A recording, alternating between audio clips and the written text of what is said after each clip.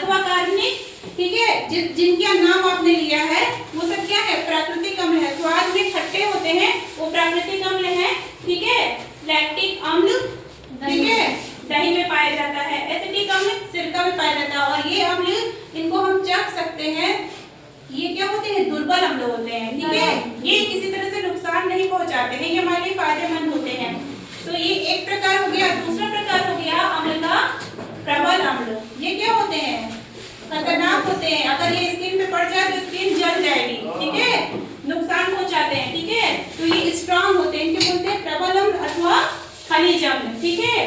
तो दो तरह के पढ़ी, इसके उदाहरण क्या थे, कल पढ़े थे, आज रिवीजन है, ठीक है। सल्फ्यूरिक अम्ल, हाइड्रोक्लोरिक अम्ल, नाइट्रिक अम्ल, ठीक, ये सब क्या हो गए, प्रबल अम्ल हो गया। प्रबल मतलब स्ट्रांग एसिड हो गए, ठीक ना, समझ गए।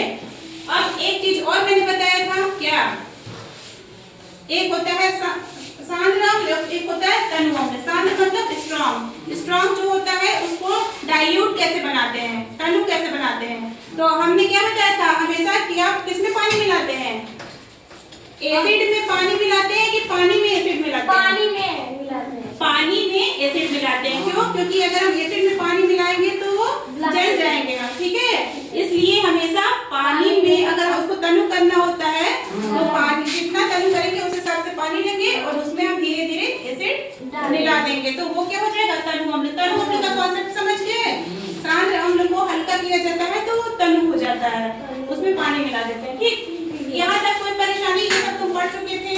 फिर क्षारक क्या होता है, जो ऐसे पदार्थ जिनका विलयन क्या होता है, छूने पर या स्पर्श करने पर साबुन जैसा चिकना लगता है, उसको क्या बोलते हैं, क्षारक बोलते हैं। और वे सभी क्षारक जो पानी में घुलनशील होते हैं उसको क्या बोलते हैं, क्षार कहते हैं। यानी कि सभी क्षार क्या है, क्षारक है ना, सभी क्षार क्षारक है ना, ठीक है, यही लिखा है ना, सभी क्षार क्षारक या भस्म है। क्षारक या भस्म या बेस, कोई भी नाम ले लिया जाएगा, एक ही होगा।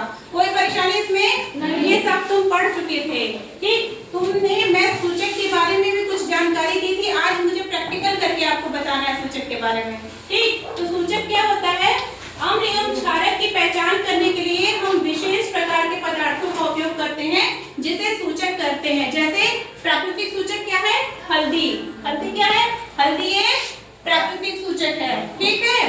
और लिटमस पेपर क्या है, लिटमस क्या है, ये आपके पास लिटमस पेपर मैंने बताया था, दिखाया था, साइंस किट में है। एक है लाल लिटमस, नीला लिटमस, ये लाइकेन से प्राप्त किया जाता है। ये क्या है, प्राकृतिक सूचक है। कैसा सूचक है, प्राकृतिक सूचक है। और गुड़हल की पंखुड़ियां प्राकृतिक सूचक है, ठीक है। इससे हम टेस्ट करके बता सकते हैं कि दिया गया विलयन, हमारे पास जो भी विलयन दिया गया है वो अम्ल है कि क्षार है, ठीक है। इसके टेस्ट से हम बता सकते हैं। और कुछ ऐसे सूचक होते हैं जो क्या होते हैं, प्रयोगशाला में प्रयोग किए जाते हैं, जैसे मिथाइल ऑरेंज फिनोक्सिडीन, ये सारे के बारे में पढ़े थे ना। अब हम इनका क्या करेंगे, प्रैक्टिकल करके देखेंगे कि क्या नीला लिटमस हमने पढ़ा था कि अगर हम में डालते हैं तो लाल हो जाता है, ऐसा हो रहा है कि नहीं। तो दिया गया अगर ये जिसमें लाल हो रहा है तो वो विलयन क्या होगा, अम्ल होगा, पहचान जाएंगे अम्ल है कि नहीं, ठीक है। तो ये सारे प्रयोग हम आज करके देखेंगे, ठीक है।